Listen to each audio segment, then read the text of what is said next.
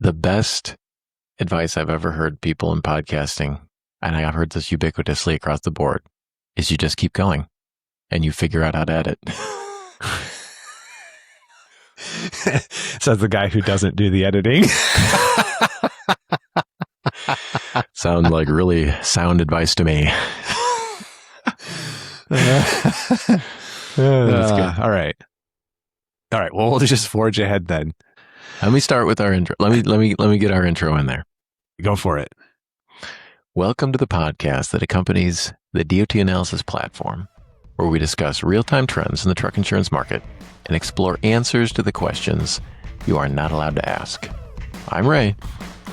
And I'm Ben. And this is The Inside Lane.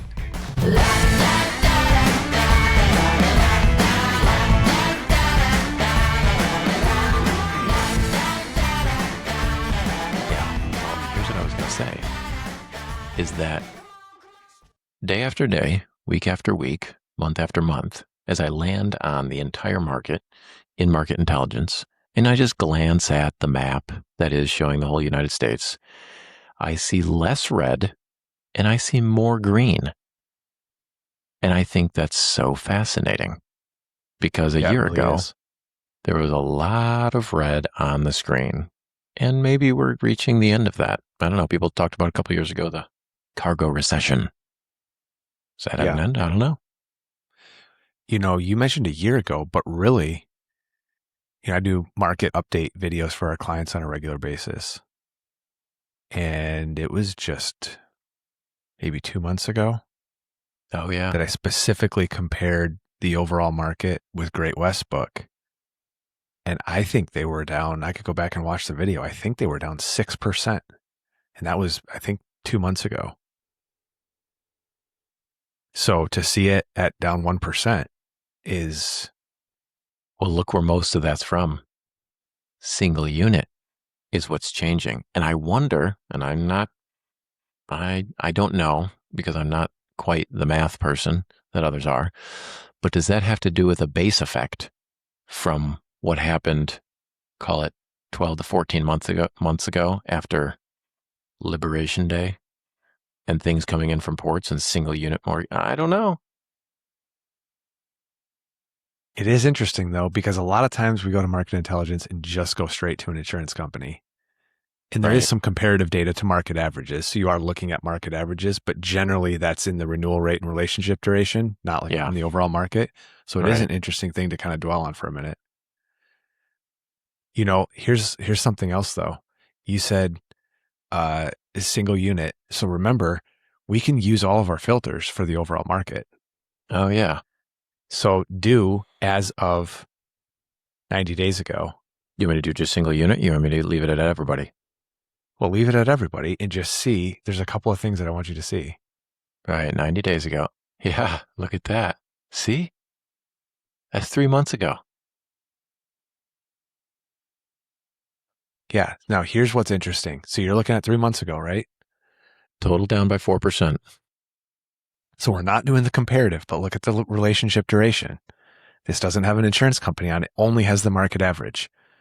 Yep. Here would be the thought. If a bunch of business is coming, if things are actually turning around, what would need to be true of the market? What would be the hypothesis? Okay. So here's what I think you're getting at. I'm at 90 days right now. I'm looking at the market as 90 days ago. I see that 40% of the market is in the 0 to 1 year. New business. If I go to now, I expect this 40% to increase. Am I on the right track, you think? Well, if it increases, so one of two things could be, well, I guess one of three could be true. It can increase, it could decrease, it could stay the same.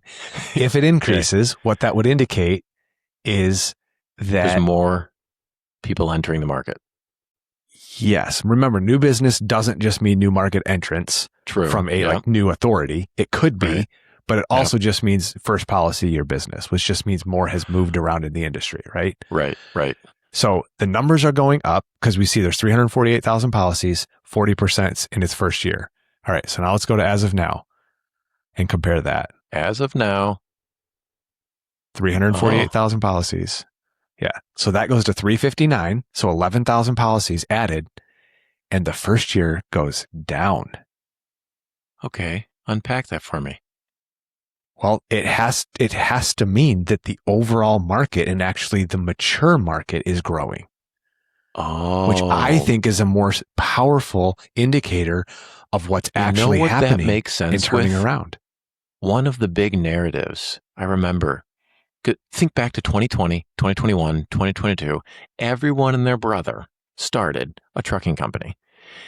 Does that mean it has taken just several years now to clear the chaff, so to speak, of everyone who jumped in to thinking they can ride a truck for huge cargo Yeah. rates? And it's finally clearing. The logjam is finally clearing. Oh, that's so fascinating. It's got to be at least a piece of it. Right. I'm sure there's more to unpack there, but at least I'm just sure being there able to is. see that trend overall. See, because if that had, Right. if the new business, if that 0 to 1 year business was skyrocketing here with this growth, you'd say, okay, is the market actually turning around, or are there just a bunch of new Yeah. authorities trying this out and they're not going to last anyways, and it's Which just that's where market we were churn? 5-6 years ago.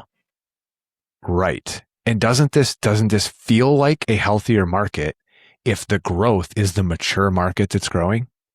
Yeah. Yeah. So yeah, this will be fascinating to watch here. Mm. It does seem like for the last several months, that trend has been down. It's been that 6 to 8% overall down in the market. That is starting to turn around, and this looks positive. So it'd be really interesting to see over the next 3 to 6 months here what happens in the overall market and how if those trends continue or if they change. Yeah, that is so cool. I love understanding and unpacking the macro story. I love macro stuff. I think it's fun. Wanted to talk about Insurtechs today. Oh, yeah. On everybody's mind, right? Insurtechs. Yep. So, thinking about Insurtechs are kind of a unique perspective on underwriting, right? Yep. Well, that's one way to put it. Yeah, I guess by unique, I just mean they're a breed in and of themselves, right? Don't quite fit Yep. in the traditional insurance company underwriting. Don't quite fit in the MGA category. They're a breed of their own. Right. So I'm thinking about that. I was chatting with a few underwriters here recently. I talked to this underwriter. They must have been in the business for 40 years. So I thought, oh, this is amazing, And they had a great attitude. I was like, this is incredible. How have you survived this long and maintained such a good attitude in the industry for 40 years? They said to me, easy. I wake up every morning and I start my day with this prayer. I say, Lord, give me the patience of a CSR chasing loss runs. Give me the attention to detail of an auditor. But most of all, give me the unwavering confidence of that agent who already told the customer, don't worry, underwriting won't have a problem with it. I love it. Isn't that the ubiquitous story? Every single day. I don't know. All right. So I made that underwriter up, but somebody out there is probably that underwriter. I don't think it would be too shocking to imagine that is a pretty clear and concise perspective. Whether that underwriter exists or not, I know that agent exists. Yeah, that's right. Oh, that man. agent does. A couple times over. All right. So Insurtechs have really come up a lot in conversation. And not just amongst us. I mean, we're hearing discussions all over the place and even more of these Insurtechs popping up. Now, obviously that applies across a lot of different industries, but we're talking specifically in trucking. And we've seen that, I think, coming on the scene pretty dramatically and more uniquely in the last few years. Has been a pretty substantial shift in that direction, a lot more awareness around that. Right. So we want to just start with some discussion on it. I mean, if you think about it, last week we were talking about AI in truck insurance. Yep. And what is a big theme right now with Insurtechs and with the techno people in general when it comes to insurance is how do you apply revolutionary technology to insurance? Insurance Yep. is an old game. Technology revolution is new, you know? Yeah. All right. So we're obviously not experts on this. We've got a fair amount of visibility into this. We've been discussing it a lot. We've had a number of conversations with our clients about it, but we're not portraying ourselves to be the experts in this by any means. It's a huge point of conversation, and we wanted to take a lot of the various disparate conversations that have happened and kind of bring some of those together, have a more Yep. comprehensive conversation here about what we're seeing happen. And of course, look at the DOT analysis platform and take a look at what we can see for real is actually happening and compare that to some of the myths or stories or hypotheses about what's going on and see if we can bring at least some clarity to the elements of Right. mystery that do exist. So And, that being and said, I've got four major ones on my mind that I want to bring into our discussion here today. yeah. And in that same vein, it's funny because we have access to this really cool telescope in order to see the market with some really cool clarity. And a lot of times people make the assumption that, like, oh, you guys must know everything about the market. And nope, we don't. We don't. We have this cool telescope and we love looking through it. We love finding unique things. And then, we have clients, we have customers that come to us and they go, "Did you see this thing I saw?" And we're like, "I didn't see that, but show me." And then we look at it and it's really cool. Yep. So, yeah, Once you have the telescope, it's hard to imagine not being able to look through it again. right. Once you can see, it doesn't mean that you have seen it all yet. It just means Oh you gosh, can. no. Yeah. And you don't even have to understand everything you're seeing to Oh, not right. still want to look through it and see more of what's there. Yeah, it is so fun to be able to see everything that's happening in the market and to peel back all the different layers and to ask the questions. Yep. Anyway, All right. So there's four on the list that I've got here. all right. Nirvana, HDVI. Those are the Yep. two that we've been talking the most about for the last few years, probably. Yeah. And then, and CoverWhale. I guess Yep. I'd probably put them in that same category. And then we've got a newer one here that's come on our radar recently that we're throwing in the mix, and that's Corgi. Yeah. The number of people, the number of people that, like, I'm sitting at my desk one day and I get all these, emails and stuff from clients and customers and they're, what's going on with Corgi? Who's Corgi? What do you know about this? And my first response is, I have no idea. I have one dog and it's not a Corgi. So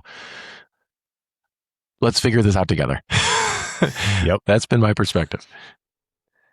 Yes. So let's set a little context for everybody listening, what Insurtechs are, what that category actually means. And then we do want to get into the platform here a little bit. We're going to do at least a cursory exploration of each of these companies' books and compare them a little bit, and then talk about a few implications and hopefully send this thing off on at least an interesting direction. And then people can comment and post regarding this, your own thoughts and perspectives on all these things we talked about. But so let's start with that.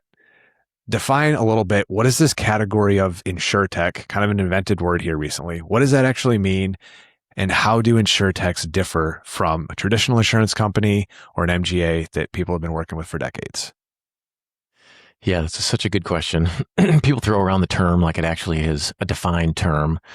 And I don't know, maybe it is, but who gets to define that? It is, it's a mashup of literally insurance and technology, because what better way to describe what those entities are is it's the old world of insurance getting mashed together with the new world of technological innovation. And there is so much cool innovation to be had by that. So I don't know if that's an official definition, but that's really what it is. It's taking those two perspectives and marrying them together. Sometimes they get married together poorly and it ends up in divorce, and sometimes they get married together beautifully and it ends up being a wonderful product. And you just don't know what it's going to look like when they get combined until there's a little bit of, experience in there and they get further down the road. So like you said, who gets to define it though? Are these Insurtechs self-proclaimed Insurtechs? I think Or so. has the industry basically decided? So talk a little bit about that. What is the characteristic that defines, okay, this is an Insurtech? So they have a focus on technology in their sales and product life cycle. They focus on technology as their unique pitch. If it's an agent when they're selling, if it's an underwriter, when they're underwriting. Yeah, I think that really is the case of what defines them as an insurtech. And really, anybody can do that. However, or I should say, any insurer can choose to pitch themselves as an insurtech, but it becomes really obvious, those that just try to graft on that label and those that really are that, whether it's good or bad. Because I think the important thing that I'm wanting to, or one of the things that I'm wanting to differentiate is even the legacy insurance companies are incorporating technology into their process. It's not that they're technologically void. Right. It might not be their. Some of them, spoiler, use some of the exact same technology. Lest we'd, it's true. They use some of the exact same technology, same vendors. Yeah. So interesting to know, because depending on what the reason is for defining the term, because that is one question. Does it even matter if someone's considered an insurtech or not? And maybe it doesn't, depending on your use case. But we're wanting to understand and explain these terms in a better way so that we can use better language in communicating about them, and then understand what are the important implications that go along with that. And does this apply or does this not apply? Right. So we're definitely not saying that Insurtech is the only companies that are employing technology, but they do seem to be a technology first insurance offering. Is that a fair way to say that? I think that's a fair way to say it. I'll also just tack this statement onto the end here, and that is there are many defined terms in our industry. Motor carrier is a defined term. Hours of service is a defined term.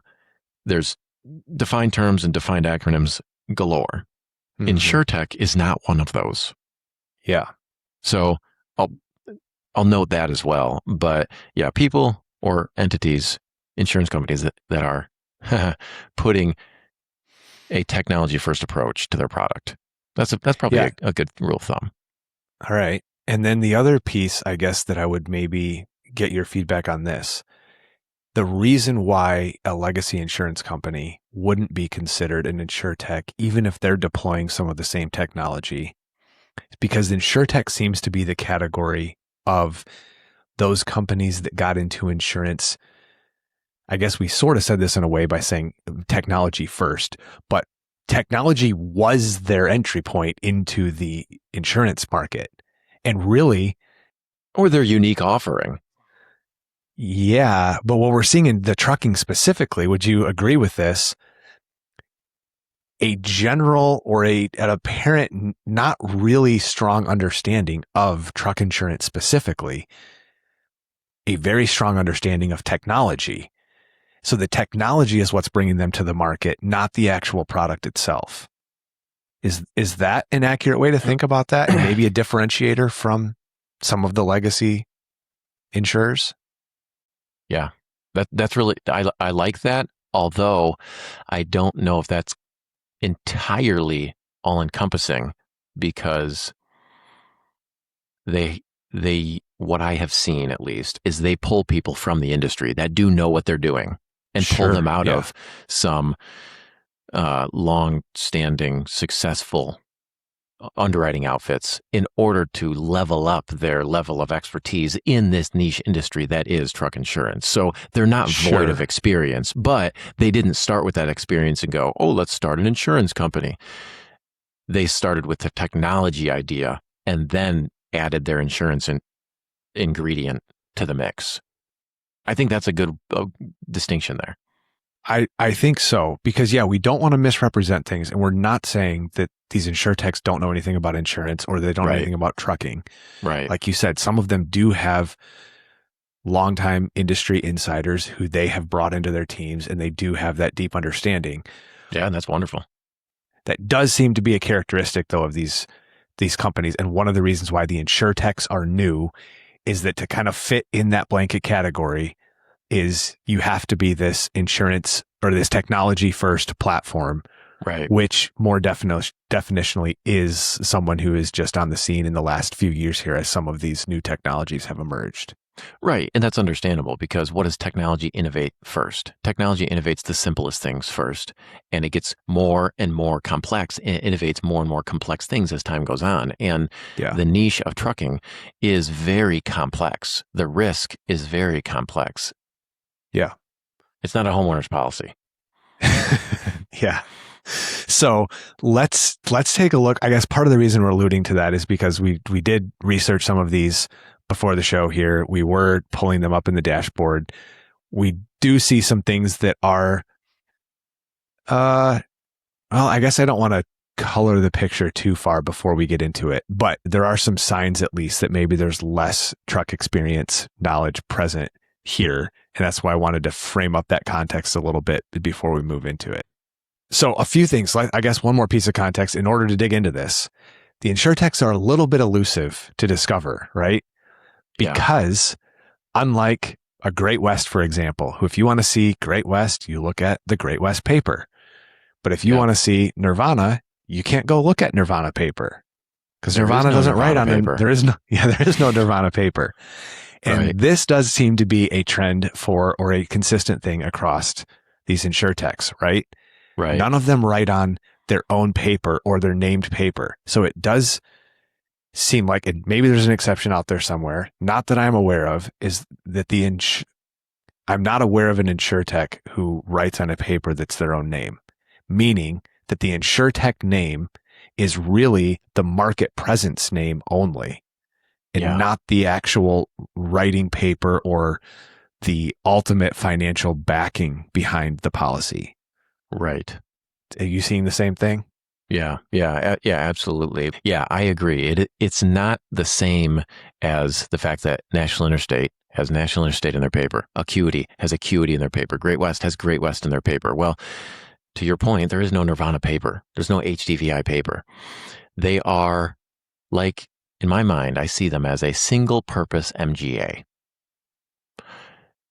They have a paper they write on, and they have a unique program that's what they do. That's what they focus on, a specific tech focused program. Whereas you get an MGA that's got access to writing on a bunch of different papers, and that's common, right? And they might submit out to even some of the, other markets that write on their own paper.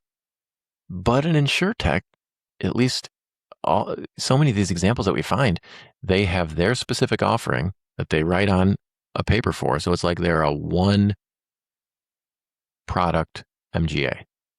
That's an oversimplification, but it at least helps shed some light on the difference in my experience. Now, you did make the statement in there about they have one paper they write on. Yeah, well, you're right. I said it was an oversimplification. But of course, there's exceptions to that because Nirvana being the case in point there, we've got multiple papers that they write on, but not exclusively. And so that adds to the complexity of the situation, right? They're writing on multiple papers. So you have one program, one name in the industry, Nirvana, with what appears to be a general composite appetite. Yep. But they're placing that business on multiple papers and not exclusive papers. So it does make it elusive to actually see that market picture and have a good understanding of what that realistically looks like beyond just anecdotes or what they've published about themselves, right? Yeah, definitely makes it more difficult to see the totality of their book, to see the totality of what's going on with them. But the cool thing is our telescope we can't bring it as perfectly into focus as we can with someone like Great West or Acuity or Northland or National or 100 others, right? But we can get a picture, and it's so fun to be able to crawl through that picture and explore and see what we can see. So let's do that. Which one are we curious about the most first? Yeah, well, we mentioned Nirvana. That was the first in my list here. So why don't we look at Nirvana? And do you want to start in market intelligence or actually go to Market Explorer and look at the papers that Nirvana is writing on? Yeah, we can do that. All right. So I'm on Market Intelligence, but I have in Market Explorer pulled up here. I put Nirvana in. I can see where Nirvana's writing. They got 3 papers right now. There's really I don't know, that Falls Lake, it's gonna disappear. As I understand, they're rolling everything off of the Falls Lake paper. Yeah, that was what, a few years ago Yeah. that they had policies there.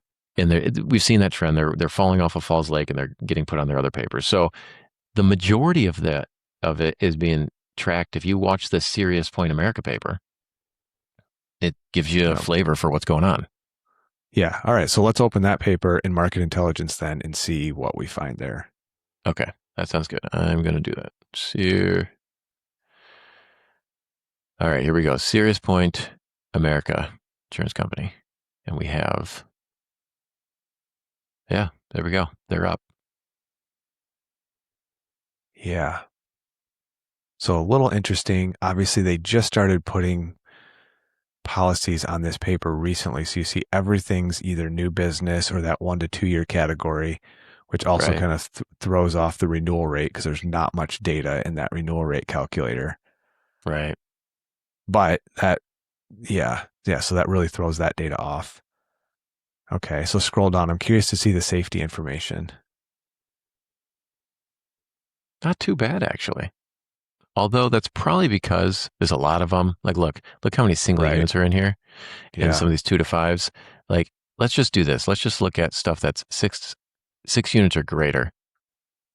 And then look at, that's a much higher percentage. Still only 26% red ISS.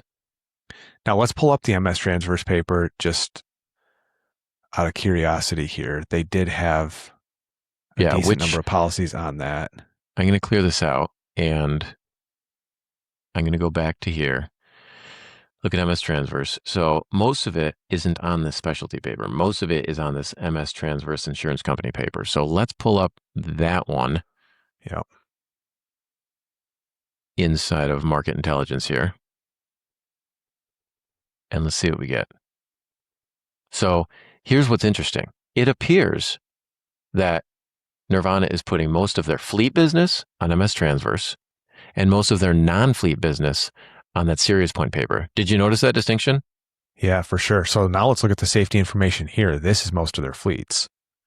Yeah. So, whoa, that's a lot more red than we saw, which I guess makes sense if they're putting most of their non-fleet on Serious Point and most of their fleet business on MS Transverse. So again, like, notice how this is so different than unpacking a traditional insurer's book of business. This is much more opaque. You can still find insights about it, but it's harder to see. Yep. So now remember, not everybody is watching. So let's just point out here, what is the actual percentage we're seeing this red ISS there? So red ISS, I see 44% is red ISS. And interestingly enough, only 1% of this book is insufficient data. Insufficient data, meaning they haven't had enough inspections for the FMCSA to rate them, right? Yeah. So I got 44% red, 17% yellow, and 37% green. Yeah. And then a decent percentage of alerts in almost every basic category except for hazmat and controlled substance. So there's obviously a substantial appetite for some pretty legitimate and pretty serious risks in this book. If insurance is about risk, we are about insurance here. Now, once again, just to make sure we're very clear on this, a lot of this business we can see is Nirvana business, but we're not saying that this book is exclusively Nirvana business. So that's where your comment about this is an opaque look at that. This is giving us a strong indicator of that, but we don't want to overstate the clarity with which we're actually looking at this, because there is a little bit of oddity in this with a few other policies being on this paper. Absolutely. We can see that in Market Explorer, though, where we do have a cleaner look at that book. Let's just look at a couple other ways to split this out, because we can't see it with these exact same graphs, but I'm just curious. Let's add a filter there and see. We see there 1,273 total policies represented here. Let's go to that ISS and just see how many policies are in that red category. And we can just do our own little calculation here to get an idea of that overall book. 350. So I got, of those 1,273, I got 350 that are red ISS right now. All right. So I just punched that in the calculator. So that's 27.5% of their overall book that's red ISS. So now, once again, this includes all of those papers. So this is watered down with all of that single unit business that's on that's on Serious Point, for example, but across their entire book, that shows us what their red ISS category is.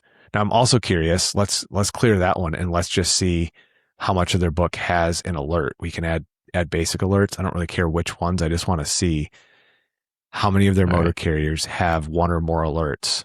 All right, let's do so that. we're going to select everything. Yeah, so 511 results. Yeah, that's almost half of their business has at least one alert. So it'd be another interesting thing. Let's leave that filter on, go to units, and let's just take that single unit. Let's take everything 5 and below out of that to not distort the results here. So we're going to take 6 and more unit motor carriers with at least one. That's 364. So there's less, but now let's clear the alert and unit filters and see how much of the book is actually that. So we've got, 384? Is that what that was? Yep. But leave the 6+ units, because I want to see what percentage of their actual 6 or more unit book has alerts. All right, there you go, 690. So if I punch that in the calculator, 55%. So of their book of motor carriers with 6 or more units, we jump to 55% of that book has at least one basic alert. Yeah, that's pretty profound. So just interesting ways to slice and dice this, but obviously this is a program for troubled motor carriers. Yeah, you could say it that way. It's a program for motor carriers that have higher basic alerts. That's probably the most agnostic way in which to say that. Yeah, that's true. Yeah. Because for whatever reason, they do. All right, so we'll compare that to HDVI in a second, but while we're on this topic, though, because then this will translate forward into our next Insurtechs that we unpack, why don't you just switch over to market intelligence a second? Because let's go ahead and compare this to something else. So let's put in that same filter set. We're going to leave now to a year ago, but we're going to take any number of trucks and just go to that 6+. All right. Got it. Yep. And we're going to focus on the safety score. So let's just go ahead and remind ourselves of that again. So we're looking at just at red ISS, 45% on that MS Transfers paper. Let's compare that to what Great West looks like, for example. So the same filter set, we're looking at the same unit count, because what we want to see is this just what that subset of motor carriers looks like, and everybody who insures those motor carriers has that on their books. All right, so I'm going to leave all the filters in place. I'm just going to swap out Great West, and I get, whoa, did you see that? Oh my gosh. We went down to 9% red ISS, so they have a very different underwriting discipline at Great West versus what's being put on this MS Transfers paper, for sure. Yeah. So once again, for people not watching, 4,800 policies on Great West books of motor carriers with 6 or more units. 9% of that book is red ISS. Yeah. Okay, so let's try a few others. Who else do you want to try? Acuity, maybe? That's a good one. I keep hearing their name coming up. Everyone's talking about Acuity right now. So here we go. See what Acuities looks like. Oh, even less. Look at that. 5%. Wow. Yeah, so 2,100 motor carriers in that book, in that profile. And 5% red ISS. Fascinating. Let's do one or two more. Who else might be a little sketchy still in the traditional? I'm going to try Northland. Let's just see what we get. Okay. Okay, a little more, but still 13%. 13% for Northland, 1,200 policies. Yeah. All right, so let's throw in, why don't we try Sentry? Okay. Let's try Sentry. Loading up Sentry, and we get 19%. It expanded out a little bit. All right, so there's at least some benchmarks. What we just looked at with Nirvana.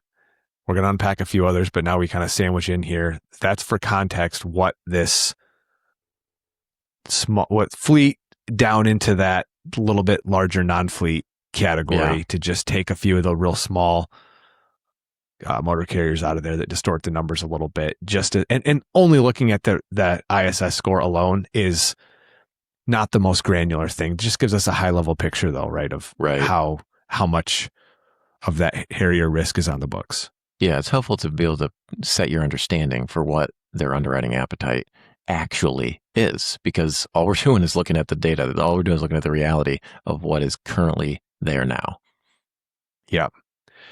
Okay. All right. So Ray, before we jump into HDVI and the next couple Insurtechs we want to look at, I just have to show you this. I found on Nirvana's website something really fascinating. So let me share this with you a second. Okay. So Nirvana posts on their website these win stories. Yeah, sweet. By month. So here's what I was looking at. In June, they list in here these wins of motor carriers that they've written recently. Anonymously. Yeah, exactly. They just put some general category information here. They don't tell you the DOT number or the motor carrier name. They just write this little blurb about what they liked about them on a few basic parameters. What's great about this, though, is that they also list in here the premium that they bound it at. Yeah, But with the data they share and with the advanced tools we have, sometimes we have the ability to go find this actual account and be able to look at the detailed profile of this motor carrier that they're celebrating the win on, which just gives so much more clarity into that appetite and that underwriting perspective when they're telling us this win. And then we can compare that with not the few generic details they put in here, but with the full motor carrier profile. So do you want to do that on one of these here before we move on? Totally fun. Okay. So this is the motor carrier that Nirvana is saying that they won in June. So just last month here. So cool. Those of you who aren't watching, just listening, I'm just going to read off some of the information here. So they're saying that this is a general freight carrier in a fleet category. They're listing 150 power units, AL and GL coverages. They're saying 1.7 million bound premium. And this is in Illinois. So they note a few things that they liked about this account. They said they loved the years in business and the low out of service percentage. And then here's their little write-up on it. The insured wanted options, not a single take it or leave it quote. Nirvana put both a first dollar and a deductible base structure on the table side by side, giving them room to choose the terms that actually fit their risk tolerance. Staying engaged through a few rounds of back and forth rather than just pushing one program is what won the account. The first thing that comes to my mind is, man, I wish I could know what motor carrier this was, because it's 1.7 for AL and GL, which is mostly AL. All right, so let's see if we can find it. I've got Nirvana up here as well, like we were just looking at before. So I'm going to go and grab. Well, we know it's in Illinois. All right, so now we're just looking at Nirvana in Illinois. All right, 100 plus units in Illinois with Nirvana. And then we're going to go to effective date because they just wrote it in June. So let's go to effective date in June. Okay, so we got 3 options. We only have 3 to pick from. This can't be that hard. All right, look at this. Effective date was 2025. So this is a renewal. That's not business they just wrote. Oh, yeah. So it's not the 300 unit. So it's probably this guy right here. And either that unit is just an updated MCS 150 or they rounded the number in what they put on their website there. All right, so let's compare that here with those numbers, right? So they said they loved years in business and low out of service. So just be interesting to see. Okay, out of service rate just below the national average. Wow, look at this though. Red ISS, 88. Let's look at the basic scores. Oh, fascinating. No wonder they didn't highlight the basic scores that they liked on their recent win on the website. Alert for unsafe driving, alert for hours of service, 61 on vehicle maintenance, 55 on driver fitness. They have a 0 in controlled substance. So that's good. Yeah. So definitely some stuff going on there. I mean, it is a larger fleet, so you'd expect some scores, and not bad. This definitely fits that story, though. We saw that they write a lot they write a lot of business that does have some hair on it. So let's take a look at the cargo here. Yep. All right. General freight. So that's all they have marked on the MCS 150. And that's exactly what they said in here was that this was a general freight carrier. So here's what's great though. We've got this AI cargo summary. So the AI cargo summary is actually going to give us a better idea of what the underwriter actually wrote on. I love using this because the cargo summary and DOT analysis goes out and does a deep a deep analysis of all of the shippers. Shippers identified during inspections. Yeah. Yeah. Shippers identified during inspections, does a profile of all of their cargo. And then we can see, they list general cargo, but look what it actually is. Food and beverage, paper and packaging, retail and consumer goods. What else we got? Oh boy, industrial and chemical. Wow. A huge, huge list of companies that they have shipped industrial and chemical for.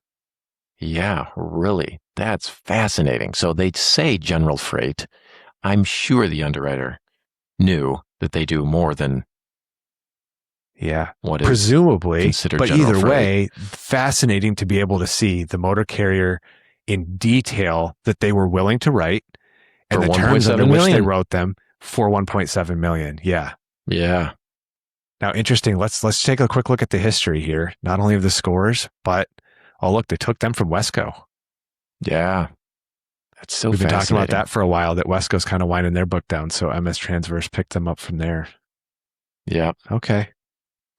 All right. Well, anyways, that's fun. Nirvana posts all these win stories, so it's a lot of fun. You can go through each of these categories. There's a bunch of other ones listed. See if you can find them in the platform. It's just a fascinating piece of information to be able to compare what Nirvana says with the detailed information there. Did you notice on that one, it actually tells you that it was, so Ben pulled up another one on Nirvana's side, another win story. This is a reefer carrier from June, but it says renewal.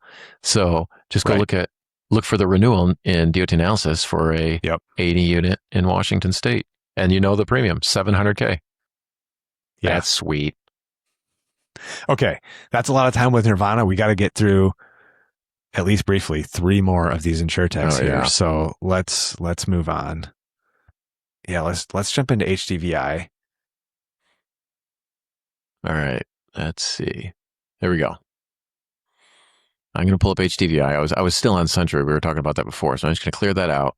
And I'm going to go over to Market Explorer. And let's put up HDVI. HDVI is a little bit easier here because they're not quite as convoluted as Nirvana as far as the writing papers. Yeah, they've got everything on that Spinnaker. Everything's on Spinnaker. And it looks like we got, call it 360 policies. Oh, so let just dwell on that for a second, though. Nirvana and HDVI both came on the scene relatively around the same time. I think a lot of people, at least from just conversations we generally have, feel like Nirvana and HDVI are head-to-head competitors, right? Right. That's kind of the sense everyone gets in the market, at least that I'm talking to, is that they're two flavors of the same thing that kind of started around the same time. But we had just over 1,200 results for Nirvana, and we got 350 for HDVI, right? Yeah, they were pushing 1,300 for Nirvana. We got 350-ish for HDVI. Let's look at that in market intelligence and see what that looks like. Pulling up Spinnaker. Let's see what we got. All right. And I will note that sometimes there's multiple papers out here, but I have been told from many different people, they are not writing in Spinnaker Specialty. They are writing on Spinnaker Insurance Company paper. So let's pull that up. 360 policies. So I think there's probably very closely matches that. Yeah, this is again that whole these guys are a little more opaque because I think there's a couple other things that are on this paper, but I think the vast majority of it is HDVI. Yeah, it's got to be maybe a handful of legacy policies. 99% of this is HDVI, I believe. So a very, very accurate look. Yes, at HDVI. We're pulling them up. They are growing. I will just note. Also, look at this. So they're not split across multiple papers. We did note, like for Nirvana, that a bunch of their single unit business was on one paper. Right. But here, this is their entire book. They're not writing that small as much. They're definitely more focused on that small fleet market. And look at that. The 10 to 49 unit market. They have that is their predominant part of their book. Yeah. Look at that. 237 fleets in the 10 to 49 space. So you get the small, medium sized fleet. Hey, they seem like they're doing it. That's cool. Let's out of now fun. Also a decent renewal. Well, before you switch that, just real quick to cover what's here. Decent renewal rate above the market average. Yeah. And pretty cool, the actually. relationship duration, you remember Nirvana looked like everything was basically in that first 1 or 2 years of business, but they actually have a decent little trend here of 4 years worth of business in their books. Now, I will point out, though, remember, they started on Falls Lake, and I think the reason that relationship duration wasn't as long is because they had rolled stuff over. So I think they're both in that like 4-ish, 5-ish year, and it's just harder to see with Nirvana because they switched papers from their original Falls Lake. So just throw that out there, too. All right, so let's look at the safety information here. Before you get to the safety information, I'm going to point out the operating radius because this is interesting, and I see this on many Insurtechs, is that the operating radius of the motor carriers that Insurtechs write is so often heavily weighted towards that 1,000-mile radius motor carrier. And my assumption is because what are the Insurtechs relying on? ELD data. And who has a lot of ELD data? The long radius motor carriers. And so what motor carriers are in these Insurtechs book of business? Long radius motor carriers that are going out with a radius of 1,000-mile plus. So that's one of those anecdotes that, it tracks. You can see it in market intelligence. Super cool. Yeah, interesting. Okay, so let's glance at that safety data. Right now we're looking at their entire book, which is less skewed than the others because their book doesn't have those real small motor carriers in there. Yeah, and they seem or the single unit guys. That's what really distorts the safety. The single unit guys, because single unit guys aren't going to have as many inspections. They're not going to have as many basic score calculations and ISS calculations. That's true. All right. So HDVI has what, 30% red ISS in their book? Red ISS. Yeah. Yep. Now there's not many results there, but just to keep the comparison true with what we looked at with Nirvana and those other insurers, why don't you do the 6+ filter just to get that true side by side comparison there? All right. So we'll keep it. I'm changing it. So I'm just looking at the 6+. It didn't change a lot. We went up by what? Was that 1%? Yep. I'm at 31% red ISS. Yep. Okay. So interesting. They're kind of in between what we saw in most of the traditional insurance companies in Nirvana from a red ISS standpoint. A reasonable renewal rate. Yeah. And obviously a clear focus from an appetite standpoint there on that small fleet business. So really interesting. And they're growing. So that's a good thing for them. That's cool. Yeah. Interestingly enough, I'll just point out, if you look at the who they took business from and who they lost business to, look what it is. MS Transverse paper. So those Insurtechs are trading punches. Fascinating. It does seem like that. Yeah, that's kind of cool. Okay.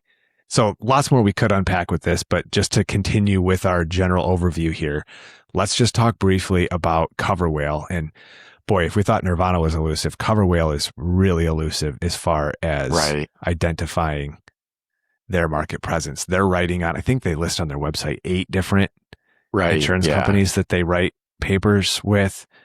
And at least 4 or 5 of those have substantial business on them. So I know some of the key papers that they're writing on are going to be that accredited Trisura, Ascot, and Everspan papers. And not everyone, most people know that, there's other programs that are in Trisura. There's other programs that are on some of these papers. So you talk about elusive. It is harder to get a picture of what CoverWhale is really doing. The best way I can put it, from what I have been able to, collect anecdotally, is that watching that Everspan paper is a decent way with which to track how CoverWhale is really doing. Well, clear it out and pull up Everspan. Let's just see what it looks like. All right. So I cleared my filters. Let's pull up Everspan and let's just see what we get. So I've got 1,300. Yeah. Down 56%, which I look at this every once in a while, and that is exactly what I usually see. It's like they are on a treadmill. It almost seems like something's broken. I mean, look at that renewal rate. It's almost impossible numbers. Right. I mean, I've heard some pretty horrible stories from motor carriers that have been with CoverWhale. So, but from somebody just not watching here, we've got 16% new business renewal rate 11% at the second renewal. Ugh, that's painful. Yeah. And Right. year over year, the book decline is what percentage decline do we have there? 56%. Wow. Yeah. So it's something, I don't know. I want to be careful not to make too strong of statements here. I'm wondering if similar to the Falls Lake, if there's a chance that some of this business is actually just moving into other papers or something is distorting this. We can answer a little bit of that. Possibly bad numbers. Because you look at the lost business though, and look, they lost the top place that the business went was Progressive. The next top was Geico. There is the accredited. Yeah, that's true. So this is not just moving to other papers. Right. Those are companies that are clear competitors to Everspan and or CoverWhale, depending on how much of this is truly CoverWhale. A huge percentage of the motor carriers leaving the Everspan paper are going to Progressive. They are going to Geico. They are going to other papers. So it's not just that CoverWhale shifting it from paper to paper. Yeah. All right. So note this though, Ray. Look back at the fleet size. Look what all of this is. Oh yeah, it's single unit. It's 2 to 5 units. It's predominantly small motor carriers. Yeah, almost the entire book is that 5 or less unit. Right. So that does explain why a lot of it's going to Progressive and Geico. They have an enormous amount of single unit or very low unit motor carriers. Right. Yep. So tough to say exactly what this reflects as far as how CoverWhale is doing overall. Any anecdotal evidence or information that our listeners have and want to share would be fascinating to know. What type of business, for those of you who are writing with CoverWhale, what type of business are they taking? And how long does it last? Yeah, for sure. But it'd be great to know if they do have some kind of niche that they're really fitting, that works great, or what the story is there. Right. You always just wonder, seeing stuff like this, though, too, if this is an example, like we kind of talked about at the beginning, of very technology heavy, less industry understanding, and are there some misses there that's causing this to really struggle? You just wonder. Right. Again, it's great to be able to see this information because you can ask questions that you never before could have had a hope of answering. And now you're finally able to ask those questions that you just weren't allowed to ask before. Yep. And you can begin to find answers. And that is so informative when you're developing a strategy in the marketplace. It's valuable. All right, who are we going to next? Let's talk about one of the new players. We heard about Corgi. We mentioned that at the beginning. Yep. So Corgi is writing on the carrier guard paper. Now, they're not brand new. I believe a couple years ago, they jumped into this space. And by this space, I mean they jumped into the insurance market. They do a bunch of different insurance coverages. It looks like they just recently jumped into the transportation space. Yeah, I was wondering what you meant by that. So you mean they're an Insurtech who's been in the insurance game for a couple of years, but now they're just dipping their toe in trucking. That's what it seems like. Yeah, because they're writing on this carrier guard paper. We figured that out. So let's look at carrier guard. All right, so here's what we've got. 40 total policies. So not many policies, but we have no renewal rate shown there. Everything is new business. Everything is at 0 to 1 year. So let's just see how long. We'll back up the calendar there. Let's go to 90 days ago. Well, can we go to 30? So let's see if we get to 30. 30. Hey, 6 policies. So they're brand new. So just double check. Yeah, 90 days. 0. All right, 0. So 100% of their business was written in the last 90 days. Almost all of it in the last 30 days. Right. Now, they wrote 40 policies in that time frame. That's cool. Great. Good for them. And now just to look at the market segment here, the majority of that is single unit. So we got 23 single unit, 11 in the 2 to 5 category. You got 3 in the 6 to 9, and then 3 fleets. Yeah. So very interesting. Also, looking at the map, pretty diversified. Like they don't just have 1 or 2 states they started in. They're pretty spread out across the country. Well, you can see it in the paper name. This is a risk retention group. And right. For the, if you haven't listened to that episode, it was a couple weeks ago, we did an episode on unpacking risk retention groups. So pair that knowledge with, what we're doing here. Fascinating. But there you go. That's why they're in a bunch of these states all simultaneously coming out of the gate, because they're a risk retention group. Yeah. And really interesting too, piggybacking on that conversation, because risk retention groups also seem to blend very well with the Insurtech space in the sense that the risk retention groups feel like a lot of those stories, they're interested in that enticing premium that's out there for trucking. They don't necessarily know the trucking space. They just have shelf space for insurance and want to fill some of that with that enticing truck premium. So pair that with this Insurtech who's like, we've got this great technology and we're going to go out there and clean house and trucking. And so they partner up with this RRG who just has some shelf space, and they're like, great, we'll put some business on your shelf. And that feels like what's happening in some of these cases here, right? Because Corgi's not the only one that's putting business on an RRG paper. Yeah, well, this is always interesting. I mean, they only have 40 policies, but look where they took it from. So obviously they have some new authorities in there, but of the ones that they actually took from elsewhere, they got a couple from Progressive, a couple from Accredited, a couple from another risk retention group, a couple from Everspan.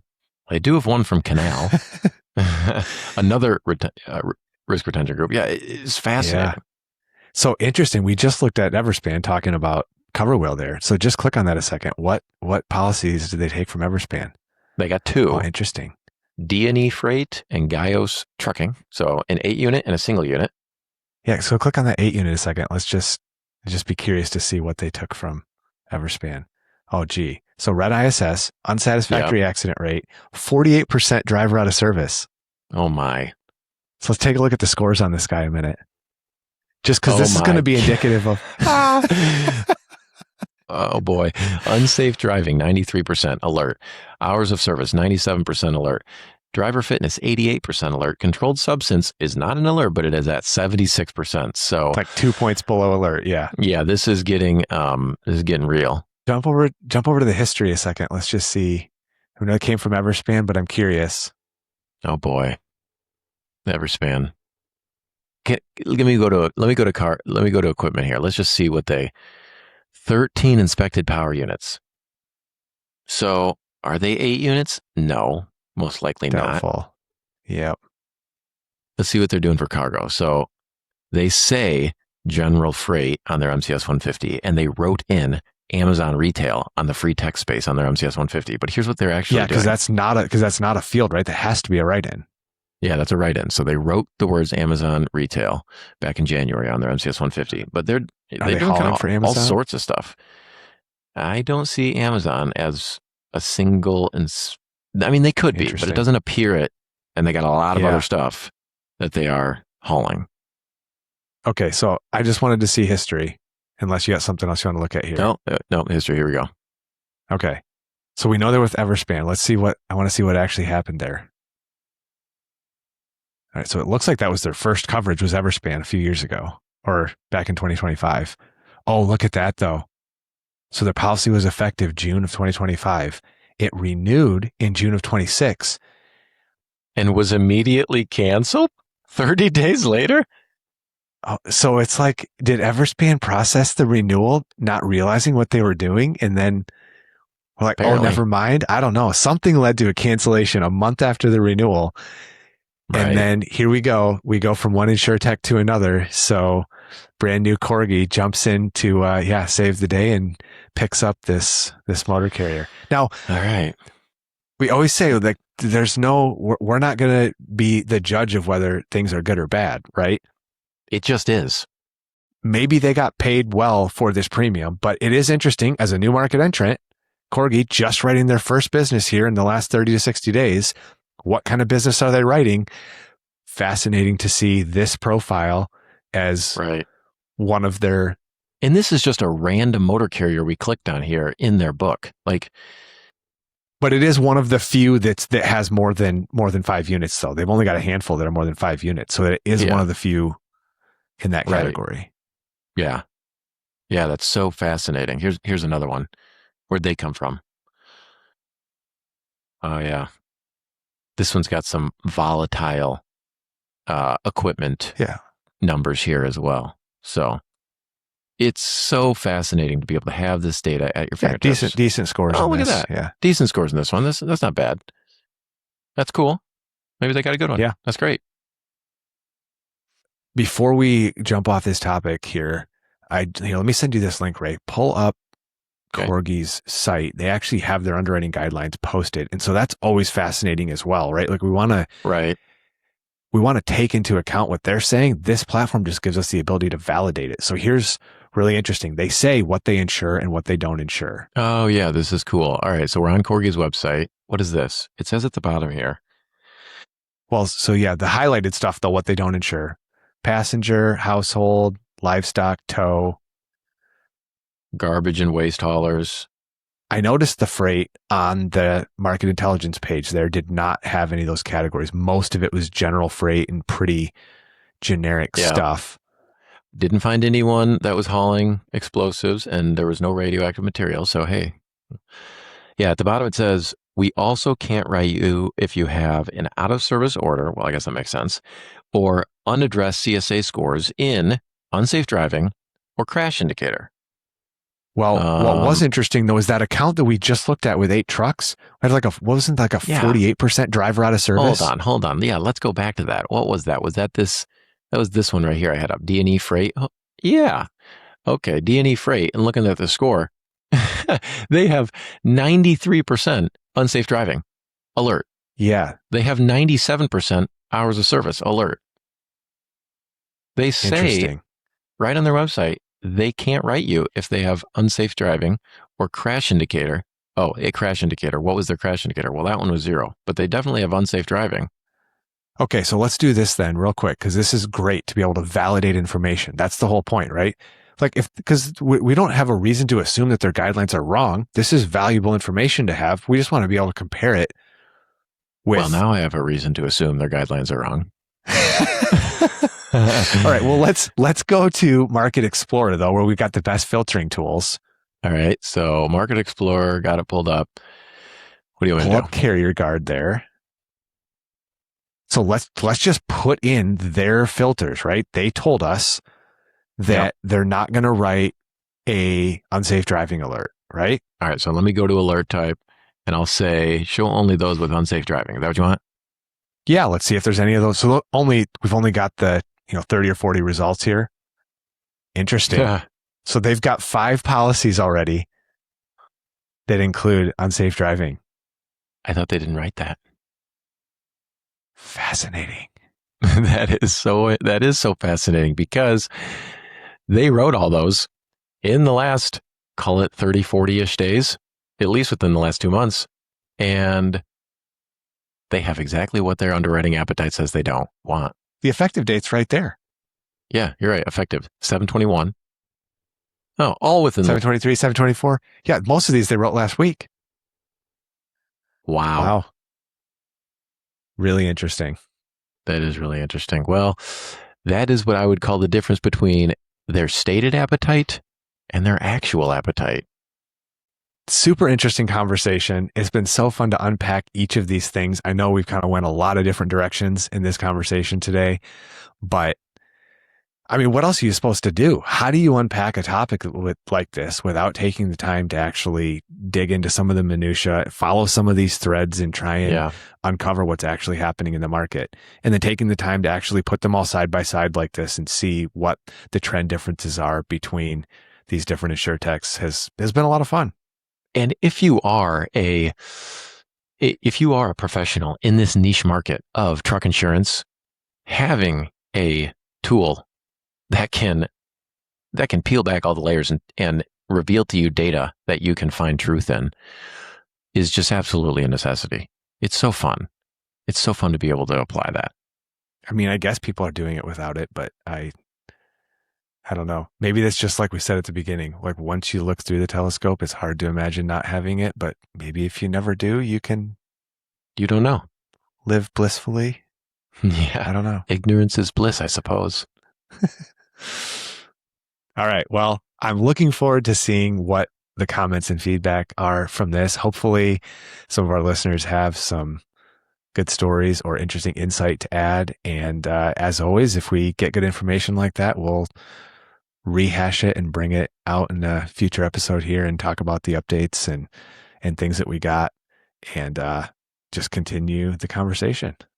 Yeah. And if you are if you touch any of those markets at all, underwriting, producer, an agent of any sort of CSR, let's give us some comments. Let us know what your experience has been, especially with that new one, Corgi. That's fascinating because it's brand new and fresh out there. So until then, we'll see you guys next time.